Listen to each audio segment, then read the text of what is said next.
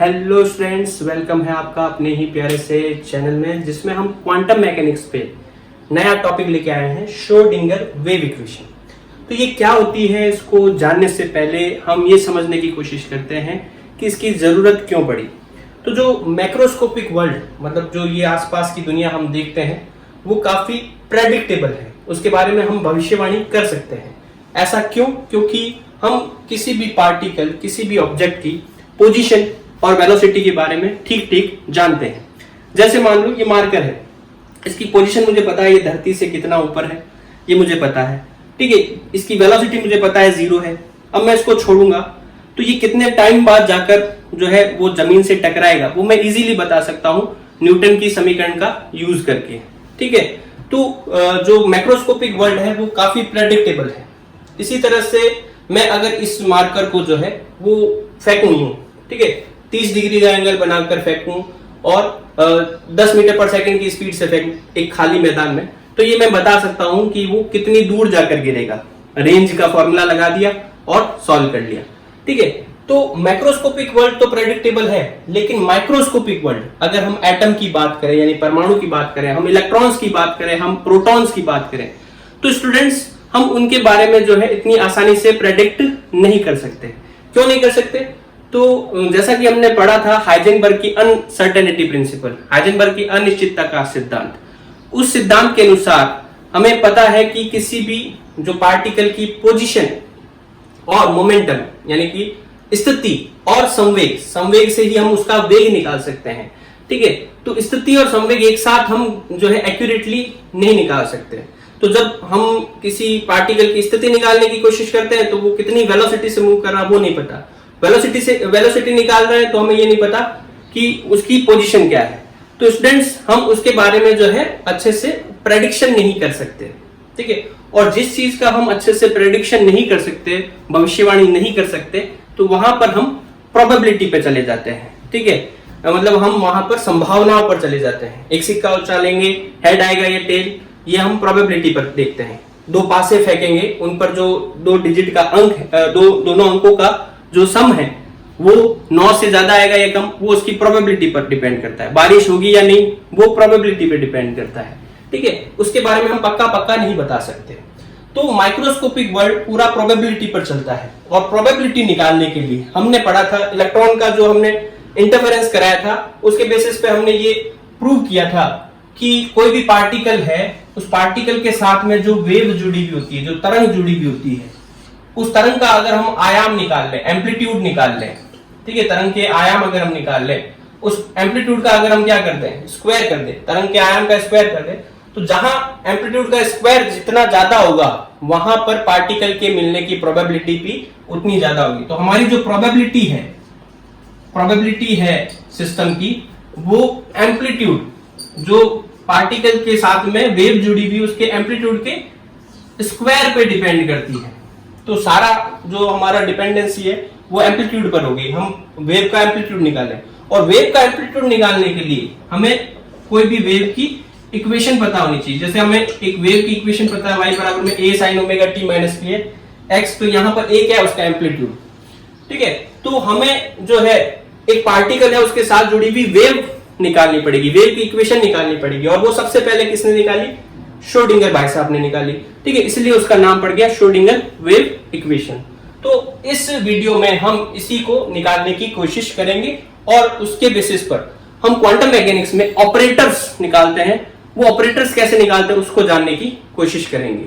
तो आइए पढ़ते हैं इसको।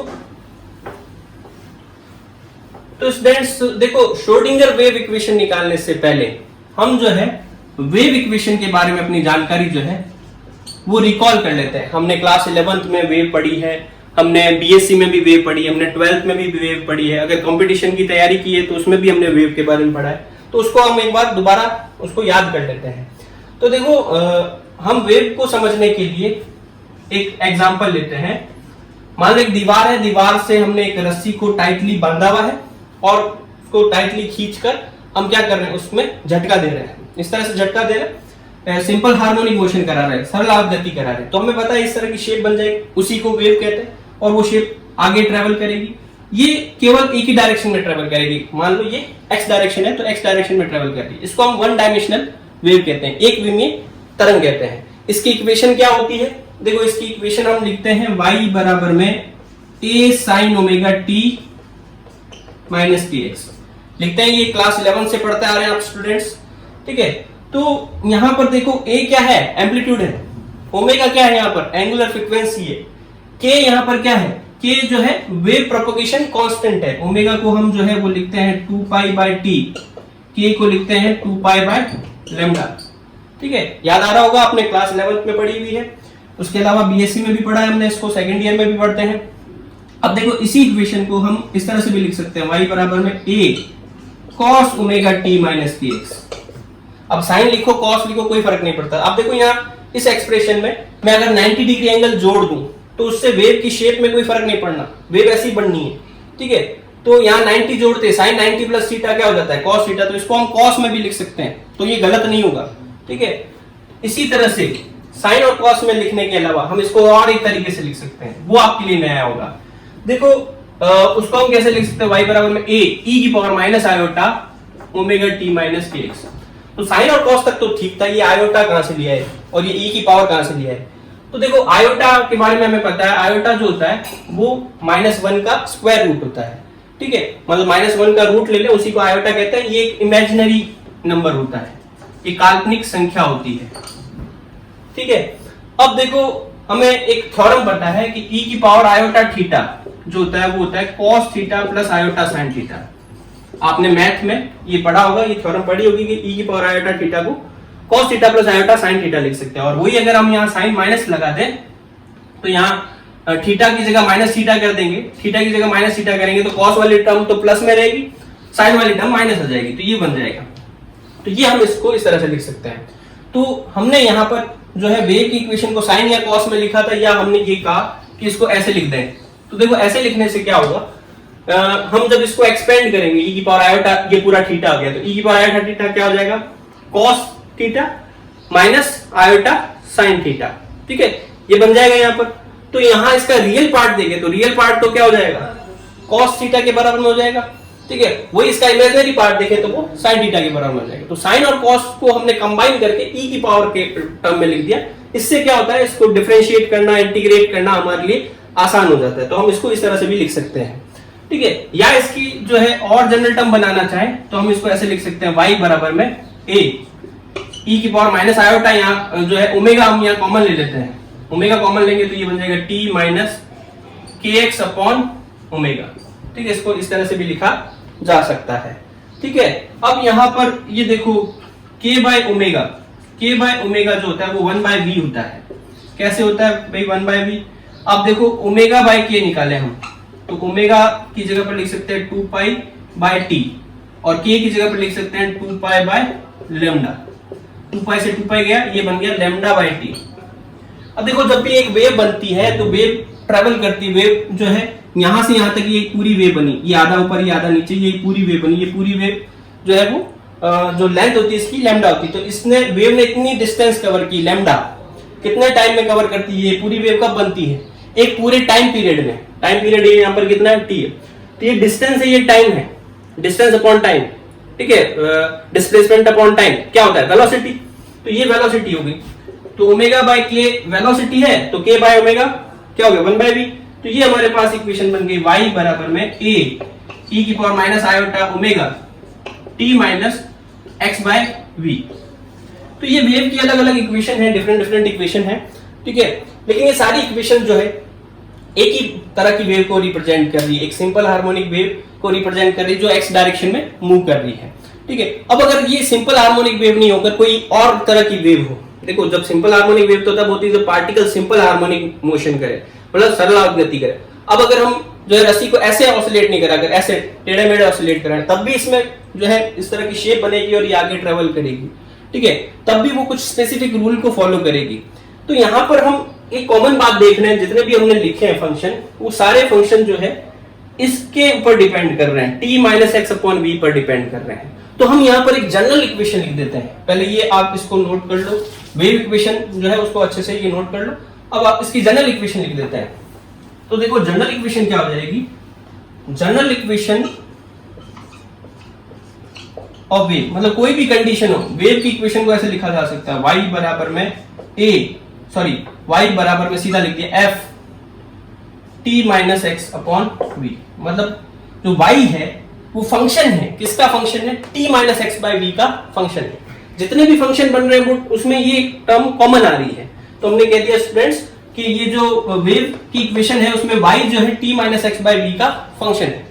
अब इसको और जनरलाइज करने की कोशिश करते हैं। हम यहाँ पर क्या करते हैं, इसका डिफरेंशिएशन कर देते हैं। तो y जो है वो t पर भी डिपेंड कर रहा है, y जो है x पे भी डिपेंड कर रहा है। तो डिफरेंशिएशन हम किसी एक पैरामीटर के रेस्पेक्ट में करते हैं, तो उसको हम पार्शियल डिफरेंशिएशन करते हैं, ठीक है, आंशिक अवकलन कहते हैं। तो यहाँ हम मान लो इसको x के रेस्पेक्ट में डिफरेंशिएट करते हैं, तो del y by del x क्या होगा? भी फंक्शन है कोई भी, उस फंक्शन का डिफरेंशिएशन हम f प्राइम से शो कर देते हैं, f prime t minus x by v, ठीक है। ये इसका कोई डिफरेंशिएशन हो गया। अब t minus x by v का करते हैं, तो यहाँ x के रेस्पेक्ट में करना है तो ये तो जीरो हो गया, x बाय वी का x के रेस्पेक्ट में करोगे तो x का हो गया 1, इसके मल्टीप्लाई में क्या रह गया? माइनस का 1 बाय वी, वो यहाँ पर लिख देते हैं। क्लियर है? अब इसका दोबारा कर देते हैं डिफरेंशिएशन, तो del 2y by del x square, तो वो क्या हो जाएगा? माइनस का 1 बाय वी कांस्टेंट है। f प्राइम का डिफरेंशिएशन करना है, तो किसी फंक्शन का डिफरेंशिएशन करना है, उसको f डबल प्राइम लिख दिया, t minus x by v पड़ा है। अगेन यहाँ t minus x by v का करना पड़ेगा, t का 0 हो जाएगा, x का 1 होगा, उसके मल्टीप्लाई में माइनस का 1 बाई वी, वो आगे फिर मल्टीप्लाई में आ जाएगा। तो एक पहले से ही पड़ा था, एक और आ गया, तो यहाँ पर क्या हो गया? उसका स्क्वायर हो गया। ये हमारे पास del 2y by del x square की वैल्यू आ गई, ठीक है। इसको इक्वेशन नंबर 1 दे देते हैं। अब आगे देखो, इसको सॉल्व करते हैं। अब इसका डिफरेंशिएशन हम किसके रेस्पेक्ट में कर सकते हैं? एक बार x के रेस्पेक्ट में कर दिया, एक बार टाइम के रेस्पेक्ट में कर देते हैं, ठीक है। तो टाइम के रेस्पेक्ट में करेंगे तो क्या आएगा? यहाँ इसका टाइम के रेस्पेक्ट में डिफरेंशिएशन करते हैं, तो del y by del t, ठीक है। तो ये फंक्शन है, इस फंक्शन का तो डिफरेंशिएशन वही होगा f dash t minus x by v. अब टाइम के रेस्पेक्ट में ये टर्म है हमारे पास, t का कितना हो जाएगा? 1 मल्टीप्लाई में आ जाएगा, ठीक है। फिर अगेन करते हैं हम इसका del 2y by del t square, तो ये f double prime t minus x by v, ये हमारे पास टर्म आ गई, ठीक है। इसको हम इक्वेशन नंबर 2 दे देते हैं। तो इक्वेशन फर्स्ट और इक्वेशन 2, इस दोनों को हम जो है इक्वेशन 2 से वैल्यू इक्वेशन फर्स्ट में रखें, तो हमारे पास इक्वेशन बन जाएगी del 2y by del x square equals to, ये देखो ये क्या बन गया? 1 बाय वी स्क्वायर, और ये f डबल प्राइम की वैल्यू इक्वेशन 2 से रखते हैं हम del 2y by del t square. तो ये हमारे पास सेकंड ऑर्डर की डिफरेंशियल इक्वेशन आ गई, ठीक है। ये डिफरेंशियल इक्वेशन किसके लिए निकाली हमने? वेव की इक्वेशन से, ठीक है। तो अब चाहे वेव की इक्वेशन किसी का भी फंक्शन हो, साइन का फंक्शन हो, कॉस का फंक्शन हो, e की पावर का फंक्शन हो, या अगर कोई भी फंक्शन हो, ठीक है, जब हम उसको डिफरेंशिएट करेंगे तो हमारे पास यही इक्वेशंस बनेगी। तो हम कह सकते हैं कि डिफरेंशियल इक्वेशन एक जनरल इक्वेशन है। जनरल मतलब जो कहीं पर भी लग जाती है, किसी भी तरह के फंक्शन पर लग जाती है। तो वेव की इक्वेशन को रिप्रेजेंट करने का जो बेटर तरीका है वो है कि उसकी डिफरेंशियल इक्वेशन बनाओ। डिफरेंशियल इक्वेशन बनाओगे तो वो कहीं पर भी काम कर जाएगी, ठीक है। तो ये हमने वेव इक्वेशन के बारे में पढ़ा। अब ये जो हमने नॉलेज ली है, रिकॉल किया है, उसके बेसिस पर हम श्रोडिंगर वेव इक्वेशन निकालेंगे। अब हम श्रोडिंगर वेव इक्वेशन निकालने की कोशिश करते हैं। हम एक सिचुएशन अज्यूम करते हैं, हम ये मान के चलते हैं कि हमारे पास एक पार्टिकल है। पार्टिकल भी हम कौन सा मान रहे हैं? मान लो हमारे पास फोटोन है, ठीक है। अब हमें पता है कि पार्टिकल अकेला नहीं है, उसके साथ में वेव भी जुड़ी हुई है, उसके साथ में तरंग भी जुड़ी हुई है, ठीक है। उसकी इक्वेशन निकालते हैं। तो उसकी इक्वेशन को हम मान के चलते हैं, let equation of wave associated with photon. Photon के साथ में एक वेव इक्वेशन हम मान लेते हैं और उससे हम डिफरेंशियल इक्वेशन बना देते हैं। तो डिफरेंशियल इक्वेशन हमें पता है कि जनरल इक्वेशन होती है, ठीक है। तो वो फिर बाद में हम जो है उसके बेसिस पर ये पता कर सकते हैं कि मेन वेव की इक्वेशन चाहे कैसी भी हो, डिफरेंशियल इक्वेशन सबके लिए क्या आएगी? सेम आएगी। तो हम यहाँ डिफरेंशियल इक्वेशन निकालने की कोशिश करते हैं। तो वेव की इक्वेशन को हम ये मान के चलते हैं, साई बराबर में a e की power minus iota omega t minus k px। हमने एक वन डायमेंशनल वेव इक्वेशन मान ली। सिंप्लिसिटी के लिए हम ये मान के चल रहे हैं पार्टिकल हमारा केवल x डायरेक्शन में मूव कर रहा है, तो उससे जुड़ी हुई वेव भी जो है वो वन डायमेंशनल होगी, और ये सबसे सिंपल वेव हमने पढ़ी हुई है। ठीक है, तो हमने ये इक्वेशन मान ली। यहाँ हमने y की जगह पर टर्म यूज कर ली साई। ये जो त्रिशूल जैसा साइन दिख रहा है इसको बोलते हैं साई। ठीक है, इसको लिखते हैं ऐसे psi, लेकिन पढ़ते हैं इसको साई है। ठीक है, तो ये हमने इक्वेशन एज्यूम कर ली। अब देखो, हमें इस वेव के साथ में पार्टिकल की प्रॉपर्टी को भी शो करना है, कणों के गुण को भी दर्शाना है। तो उसके लिए हम यहाँ पर क्या करते हैं, थोड़ा बहुत यहाँ पर इसमें चेंज करते हैं। तो वो चेंज कैसे करते हैं, हमें ये पता है कि जो ओमेगा होता है वो ओमेगा होता है 2 पाई एफ या 2 पाई न्यू। ठीक है, 2 pi upon T, 1 upon T जो होता है वो फ्रीक्वेंसी हो जाता है, तो फोटोन की फ्रीक्वेंसी को हम न्यू से शो करते हैं। ठीक है, तो 2 पाई न्यू हो गया। अब इसमें हम क्या करते हैं, ऊपर नीचे h से मल्टीप्लाई कर देते हैं। इसको हम h से मल्टीप्लाई कर देते हैं, नीचे भी h से मल्टीप्लाई कर देते हैं। अब ऊपर देखो h न्यू क्या हो जाता है, h न्यू जो होता है फोटोन की एनर्जी हो जाती है। तो ये बन जाएगा 2 पाई बाय h, और ये बन गया h न्यू जो है E हो गया। ये ओमेगा की वैल्यू आ गई। अब देखो, हमने पहले भी लिखा था एक कांस्टेंट होता है h कट, h पर ये ऐसे कट लगा देते हैं, उसको h कट बोलते हैं। वो होता है h अपॉन 2 पाई। तो यहां पर हमारे पास टर्म आ रही है 2 पाई अपॉन h, तो ये 1 अपॉन h कट हो जाएगा। तो ओमेगा की वैल्यू हमारे पास आ जाएगी E by h cut. Clear है स्टूडेंट्स? तो ये ओमेगा की वैल्यू आ गई E बाय h कट। इसी तरीके से हम k की वैल्यू निकालते हैं। तो k हमने लिखा था क्या, k क्या होता है 2 पाई बाय लैम्डा। ठीक है, लेकिन डी ब्रॉगली ने बताया था कि लैम्डा जो है किसी भी फोटोन के साथ में जो वेव जुड़ी हुई होती है वो लैम्डा हम कैसे निकाल सकते हैं, h अपॉन p। p क्या है, उसका मोमेंटम है, उसका संवेग है। तो वो वैल्यू यहाँ रख देते हैं। तो ये 2 पाई लैम्डा की जगह पर h अपॉन p रखा, ये k की वैल्यू आ गई। अगेन यहाँ 2 पाई बाय h की जगह पर क्या लिख सकते हैं, 1 बाय h कट। तो ये k की वैल्यू आ गई। तो यहाँ पर वेव में पार्टिकल नेचर को शो करने के लिए हम ओमेगा और k की वैल्यू यहाँ रिप्लेस कर सकते हैं। तो हमारे पास जो वेव इक्वेशन बनेगी वो क्या बन जाएगी, साई बराबर में a e की पावर माइनस आयोटा, ओमेगा की जगह पर क्या आ गया, ओमेगा की जगह पर आ गया e बाय h कट, और k की जगह पर क्या आ गया, t बाय h कट। तो ये हमने जो है एक वेव की इक्वेशन लिख दी जो किसी फोटोन के साथ में एसोसिएटेड है। इसमें जो है पार्टिकल की भी प्रॉपर्टी आ गई, मोमेंटम, और वेव की भी प्रॉपर्टी आ गई। ठीक है, अब इसको हम डिफरेंशिएट करते हैं और इसकी जनरल टर्म निकालते हैं। तो देखो, ये हमारे पास इक्वेशन है, इसका डिफरेंशिएशन करें हम, तो ये जो फंक्शन है वो फंक्शन टाइम का भी है और x का भी है। तो हम पहले इसका x के रेस्पेक्ट में डिफरेंशिएशन करते हैं। तो हमारे पास del psi by del x, del psi by del x की वैल्यू निकालते हैं, क्या आती है देखते हैं। तो देखो, a कांस्टेंट है, एज इट इज पड़ा है। e की पावर का डिफरेंशिएशन e की पावर ही आती है, तो एज इट इज लिख देते हैं इसको e की power minus iota e t by h cut minus px by h cut. ठीक है, सिंपल है। अब हमारे पास ये जो टर्म आ रही है e t by h cut, px by h cut, इसका भी डिफरेंशिएशन करना पड़ेगा x के रिस्पेक्ट में। तो पहली टर्म जो है उसमें कोई x की टर्म नहीं है, तो इसका डिफरेंशिएशन 0। दूसरी टर्म में हमारे पास x की टर्म है, ठीक है, उसका डिफरेंशिएशन 1।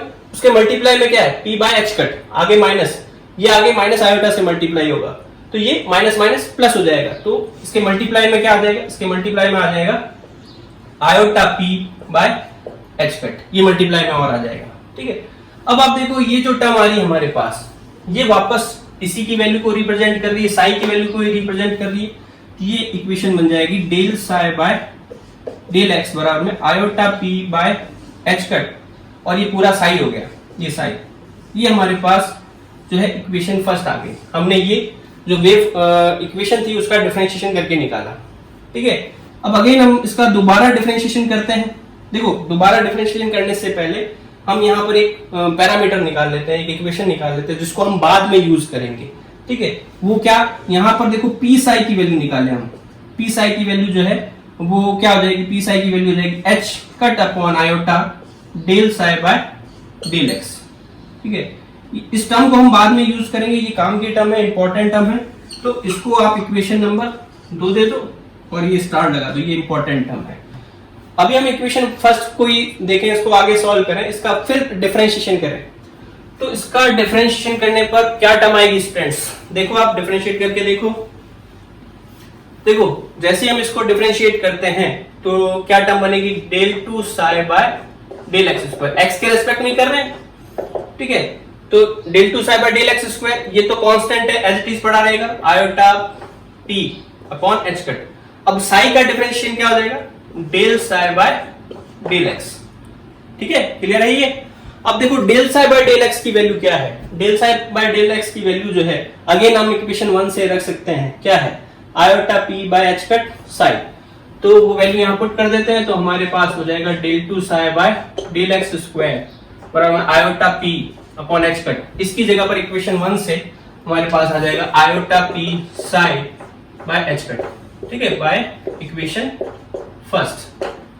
अब इसको सॉल्व करें तो हमारे पास इक्वेशन बन जाएगी del two psi by del x square. इनको मल्टीप्लाई करें तो आयोटा आयोटा का मल्टीप्लाई आयोटा स्क्वायर -1 हो जाएगा, नीचे ये एच कट स्क्वायर, ये पी स्क्वायर -1 और ये psi upon h cut square. ये हमारे पास इक्वेशन बन गई। इसको इक्वेशन नंबर 3 दे देते हैं, इसको इक्वेशन नंबर 3 दे देते हैं। और इस इक्वेशन से हम एक वैल्यू निकाल सकते हैं, वो किसकी? पी स्क्वायर साई की वैल्यू। तो पी स्क्वायर साई की जो वैल्यू है वो हो जाएगी माइनस का h cut square del two psi by del x square, ठीक है। इसको हम इक्वेशन नंबर 4 दे देते हैं, इसका यूज हम बाद में कहीं करेंगे, ठीक है। ये भी इंपॉर्टेंट है, इक्वेशन 2 और इक्वेशन 4 दोनों इंपॉर्टेंट है, लेकिन अभी फिलहाल हम फोकस कर रहे हैं इक्वेशन फर्स्ट पर और इक्वेशन 3 पर। तो यहां तक क्लियर है? स्क्रीनशॉट ले लो आप इसका। ले लिया? अब देखो आप, यही जो इक्वेशन थी हमारे पास, साई बराबर में ए ई की power iota omega T minus के एक्स, इसी का हम टाइम के रेस्पेक्ट में डिफरेंशिएशन करते हैं। तो del psi by del t, del psi by del t क्या होगा? तो देखो ये ए बड़ा है, ई की पावर का डिफरेंशिएशन, तो देखो अब जो साई जो हमारे पास वेव फंक्शन था उसी का डिफरेंशिएशन हम टाइम के रेस्पेक्ट में करते हैं। तो टाइम के रेस्पेक्ट में डिफरेंशिएशन करने पर क्या आएगा? तो देखो पहले एक बार याद करो, साई क्या था? साई था ए ई की पावर माइनस आयोटा, ठीक है, यहां था ई t by h cut minus p x by h cut, ये साई था हमारा। अब इसका हम टाइम के रेस्पेक्ट में डिफरेंशिएशन करते हैं। तो स्टूडेंट्स जैसे इसका हम टाइम के रेस्पेक्ट में डिफरेंशिएशन करेंगे, del psi by del t करेंगे, तो क्या आएगा? तो देखो ए ई की पावर जो भी होती है उसका डिफरेंशिएशन ई की पावर ही रहता है, तो ई की power iota e t by h cut minus p x by h cut, as it is लिख दिया हमने। अब हमें टाइम के रेस्पेक्ट में करना है, तो ये वाली टर्म तो देखो टाइम पे डिपेंड नहीं कर रही, तो इसका तो 0 हो जाएगा। इसमें देखो t का डिफरेंशिएशन 1 और उसके मल्टीप्लाई में क्या? e बाय एच कट, और ये आगे मल्टीप्लाई में किसके? माइनस के आयोटा के। तो ये टर्म हम मल्टीप्लाई में लिख देते हैं, माइनस का e iota upon h cut, ये मल्टीप्लाई में लिख दिया हमने, ठीक है। तो ये वाली टर्म वापस आप देखो किसके बराबर में है? ये साई के बराबर में। तो हमारे पास del psi by del t की वैल्यू क्या आ गई? माइनस का iota e by h cut psi, ठीक है। इसको इक्वेशन नंबर 5 दे देते हैं हम, इसको इक्वेशन नंबर 5 दे देते हैं। अब यहां से आप देखो कि ई साई की वैल्यू जो है वो कितनी आ जाएगी? ई साई की वैल्यू जो है h cut by iota, minus का h cut by iota del psi by del t हो गया। अब देखो ये 1 अपॉन आयोटा, ऊपर नीचे आयोटा से मल्टीप्लाई कर देते हैं, तो ये क्या हो जाएगा? आयोटा नीचे iota square h cut del psi by del t, ठीक है। तो आयोटा स्क्वायर यहां पर क्या हो जाता है? -1 से -1 कट जाएगा और हमारे पास ये टर्म आ जाएगी, ठीक है। तो ई साई बराबर में क्या आ गया? Iota h cut del psi by del t. इसको इक्वेशन नंबर 6 दे देते हैं, ठीक है, ये भी इंपॉर्टेंट है। तो इक्वेशन 2, इक्वेशन 4, इक्वेशन 6 ये हम बाद में यूज करेंगे, इंपॉर्टेंट है, लेकिन अभी हमारा फोकस है इक्वेशन 1, 3 और 5 पर, ठीक है। तो ये हमारी इक्वेशन 5 आई, ये इक्वेशन हमारी 3 आई, ठीक है। अब इक्वेशन 3 और 5 से हम रिलेशन बनाने की कोशिश करते हैं। तो यहां तक समझ में आ गया? अब पहले इसको मैं मिटा रहा हूं। अब देखो अगर हमारा जो पार्टिकल है वो नॉन रिलेटिविस्टिक मोशन कर रहा है, ठीक है, if particle is moving non relativistic relativistic. इसका क्या मतलब होता है कि उसकी स्पीड जो है लाइट की स्पीड से बहुत कम है। तो पार्टिकल की स्पीड जब लाइट की स्पीड से बहुत कम है और हमारा पार्टिकल कैसा पार्टिकल है, फ्री पार्टिकल है। देखो फ्री पार्टिकल किसे कहते हैं, ऐसा पार्टिकल जिस पर कोई फोर्स नहीं लग रहा हो, और फोर्स नहीं लग रहा हो तो उसकी पोटेंशियल एनर्जी जो है वो क्या होती है, जीरो होती है। जिस भी पार्टिकल पर कोई फोर्स नहीं लगता उसकी पोटेंशियल एनर्जी जीरो होती है। देखो पोटेंशियल एनर्जी कब जनरेट होती है, जब उस पर कोई फोर्स लग रहा हो। जैसे ये एक मार्कर है, इस पर ग्रेविटेशनल फोर्स लग रहा है। अब अगर हम इस ग्रेविटेशन फोर्स के अगेंस्ट इसको ऊपर लेके जाएंगे तो इसमें पोटेंशियल एनर्जी आ जाएगी mgh। ठीक है, कोई स्प्रिंग से जुड़ा हुआ पार्टिकल अगर उसको हम खींचेंगे तो स्प्रिंग उस पर फोर्स लगाएगी, उसके अगेंस्ट हम वर्क करेंगे तो उसमें पोटेंशियल एनर्जी आ जाएगी हाफ kx²। तो पोटेंशियल एनर्जी तब आती है जब कोई पहले से फोर्स वर्क कर रहा है। ठीक है, तो अगर पार्टिकल पर कोई फोर्स नहीं लग रहा तो उसकी पोटेंशियल एनर्जी जीरो होती है और ऐसे पार्टिकल को हम बोलते हैं फ्री पार्टिकल। तो ऐसे पार्टिकल की जो एनर्जी लिखी जाती है, टोटल एनर्जी, वो उसकी काइनेटिक एनर्जी के बराबर में होगी। तो काइनेटिक एनर्जी कितनी होती है, काइनेटिक एनर्जी को हम ऐसे लिख सकते हैं E बराबर में p²/2m। E बराबर में p²/2m। अब देखो इसको दोनों तरफ साई से मल्टीप्लाई कर दें तो ये E साई बराबर में क्या हो जाएगा, p²ψ/2m हो जाएगा। ठीक है, अब देखो इसको आगे सॉल्व करें तो आगे कैसे सॉल्व करेंगे, यहां पर आप देखो इक्वेशन 5 जो हमने निकाली थी वहां से तो हम E की वैल्यू रख दें, और इक्वेशन 3 जो निकाली थी उससे हम p² की वैल्यू रख दें। तो इक्वेशन 5 से जो E की वैल्यू आई थी वो E साई की वैल्यू आती है i/h del psi by del t। ठीक है, और p² की जो वैल्यू आई थी वो आई थी माइनस का जो h² del 2 psi by del 2 by del x²। ये हमारे पास p² psi की वैल्यू आई थी माइनस का h² del 2 psi by del x²। ये p² की वैल्यू आई थी, अपॉन में 2m पड़ा है। तो ये हमारे पास एक इक्वेशन बन गई। ये देखो एक डिफरेंशियल इक्वेशन है, साई की एक डिफरेंशियल इक्वेशन है जिसमें एक तरफ x के रेस्पेक्ट में डिफरेंशिएशन हो रहा है, एक तरफ टाइम के रेस्पेक्ट में डिफरेंशिएशन हो रहा है, और ये इनके जो मल्टीप्लाई में टर्म है वो एक कांस्टेंट टर्म है। ठीक है, वो किसी और अदर टर्म पर डिपेंड नहीं कर रही। तो ये जो इक्वेशन बनी इसी को हम श्रोडिंगर वेव इक्वेशन कहते हैं। लेकिन ये वेव इक्वेशन जो है किसके लिए बनी है, ये बनी है एक फ्री पार्टिकल के लिए बनी है। अब मान लो if particle is experiencing force, उस पर अगर फोर्स लग रहा है, ठीक है, पार्टिकल को हमने किसी फील्ड में रख दिया, ठीक है, ग्रेविटेशनल फोर्स लग रहा है उस पे, या मान लो एक चार्ज पार्टिकल है वो इलेक्ट्रिक फील्ड में है तो उस पर इलेक्ट्रिक फोर्स लगेगा। एक चार्ज पार्टिकल मूव कर रहा है तो उस पर मैग्नेटिक फोर्स लगेगा। तो जब उस पर फोर्स लगेगा तो उसकी पोटेंशियल एनर्जी जीरो नहीं होगी, उसकी पोटेंशियल एनर्जी जो है वो उसकी पोजीशन का फंक्शन होगी। ठीक है, तो हम यहाँ पर जो एनर्जी है, जो पार्टिकल की टोटल एनर्जी है, उसको हम लिख सकते हैं kinetic energy plus potential energy. Potential energy को हमने V से डिनोट कर दिया। अब देखो यहाँ पर जो है E, काइनेटिक एनर्जी को हम लिख सकते हैं p²/2m प्लस V। ये V जो है वो फंक्शन है किसका, x का। ठीक है, इसलिए हम उसको Vx लिख देते हैं। तो हम इस तरह से इक्वेशन लिख सकते हैं, टोटल एनर्जी बराबर में kinetic energy plus potential energy. अब यहाँ पर हम साई इस पर जो है ऑपरेट कर दें, साई से मल्टीप्लाई कर दें, तो ये हमारे पास क्या इक्वेशन बनेगी, देखें आप, ये बनेगा E साई बराबर में p² psi upon 2m plus Vx Sai, ये इक्वेशन बनेगी। अब आप देखो कि E साई की वैल्यू जो है वो कितनी होती है, iota h del psi by del t, और p² साई की वैल्यू जो होती है वो होती है माइनस का h² del 2 psi by del x², और ये 2m पड़ा है। ठीक है, माइनस का h² del 2 psi by del x² और अपॉन में 2m, ये इसकी जगह वैल्यू आ गई, और फिर साथ में Vx साई। तो ये जो इक्वेशन बनती है ये कहलाती है time dependent Schrodinger equation. Time dependent Schrodinger equation. ठीक है, ये हमने इक्वेशन को एक्चुअल में डेराइव नहीं किया है, हमने इक्वेशन को केवल निकाला है, ये रिप्रेजेंट किया है कि इक्वेशन इस तरह से लिखी जा सकती है।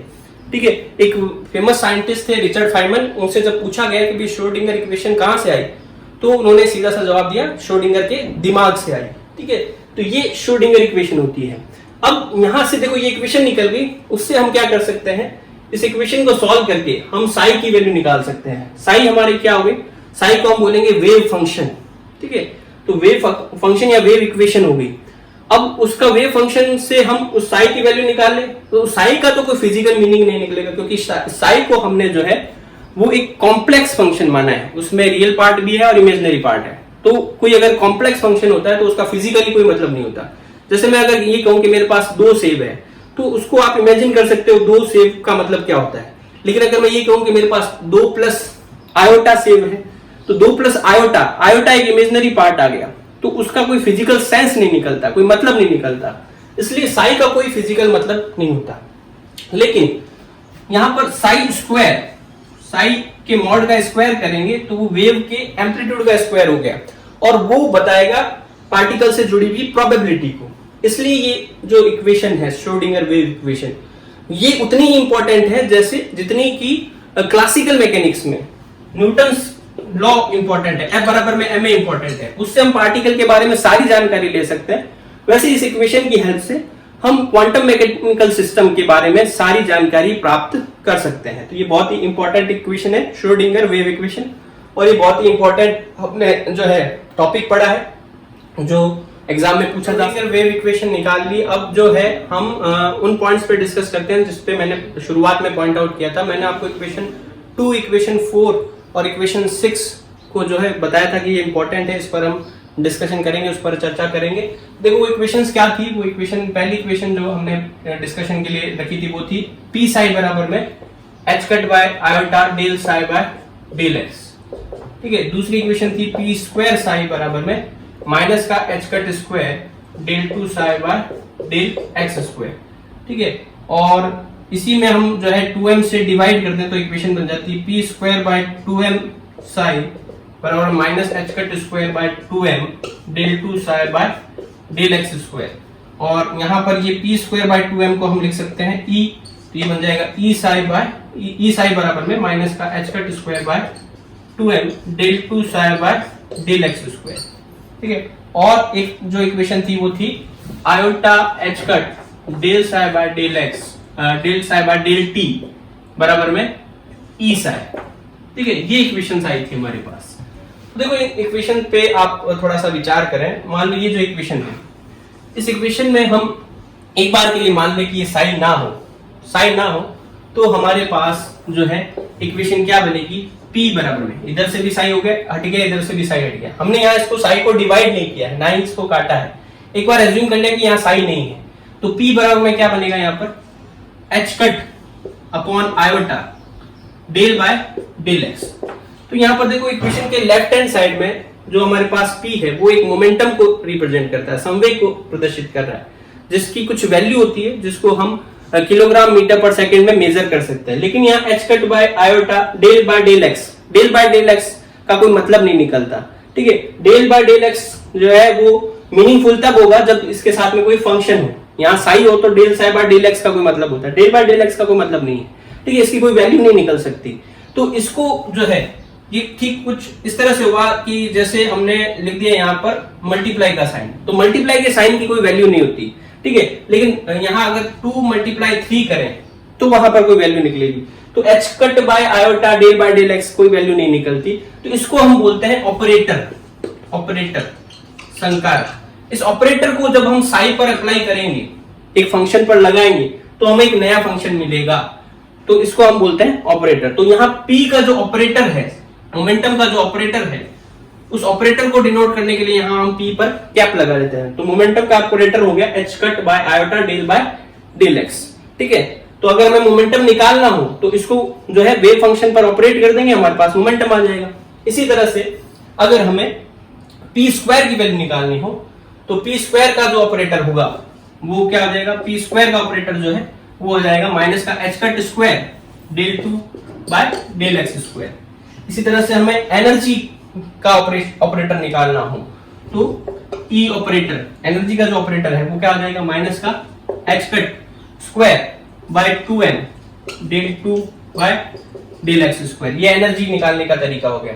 और एनर्जी को टाइम के टर्म में निकालना हो तो यहां पर भी साई हटा दो, तो एनर्जी का ऑपरेटर क्या हो जाएगा, iota h cut del by del T.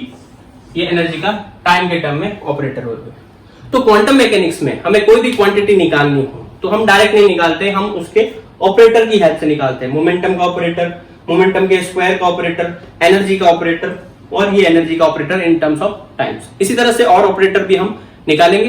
तो आज के वीडियो में हमने सीखा कि श्रोडिंगर वेव इक्वेशन क्या होती है और क्वांटम मैकेनिक्स में ऑपरेटर क्या होता है और वो ऑपरेटर कैसे ऑपरेट किए जाते हैं। तो बाकी का हम पढ़ते हैं नेक्स्ट वीडियो में। तब तक के लिए stay home, stay safe and keep studying. Next video में हम डिस्कस करेंगे एक एक्सपेरिमेंट के बारे में, जिसमें एक बिल्ली को एक बॉक्स के अंदर बंद कर दिया जाए जहर की बोतल के साथ में। तो श्रोडिंगर के अनुसार वो बिल्ली एक साथ जीवित और एक साथ मरी हुई अवस्था में होगी, और जब बॉक्स को खोलेंगे तो हमें उनमें से कोई एक अवस्था दिखाई देगी। ठीक है, तो पढ़ते हैं इसको नेक्स्ट वीडियो में।